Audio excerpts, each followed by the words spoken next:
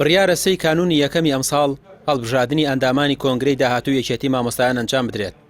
کۆمەڵی دادگەری کە ئەندامانی لە ناو یەکێتیەکان ئامادەکاریان کردووە بۆ کۆنگرە و 30 ئەندامیان کاندید کردووە.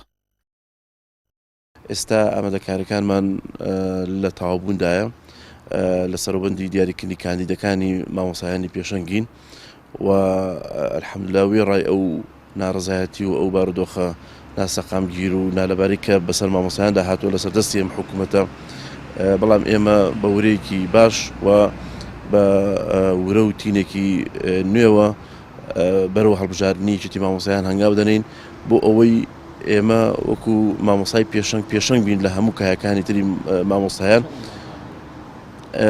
وەکو سنووری سلێمانی ئێمە 30 ئەندام 30 کاندیدمان ئەبێ.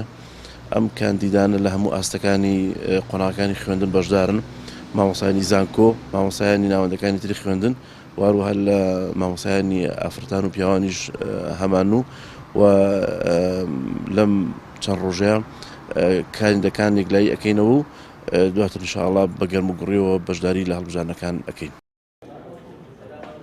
ماوەی 13 ساڵە یەکێتیەکە کۆنگرەی ئەنجام نەداوە، لە کاتێکدا بەپێی پەیڕەو دەبێت 4 ساڵ جارێک کۆنگرە ئەنجام بدات. مامۆستایانی پێشەنگ کە لە نێو کۆنگرەکە بەشدار دەبن دەڵێن ئامانجیانەکە خزمەت بە مامۆستایان بکەن. ئێمە زیاتر بە پلانمانەوەیە کە خزمەت بە مامۆستایان بکەین و بتوانین بەڕاستیەکەی گۆڕانکاری لەو سیستەمە سەقەتا بکەین کە پێشووتر هەبووە و بتوانین بە شێوازێکی سەردەمیانە و بە شێوازێک کە هەوڵ بدەین گۆڕانکاری لە تەواوی سیستەمی پەروەردەدا بکرێت.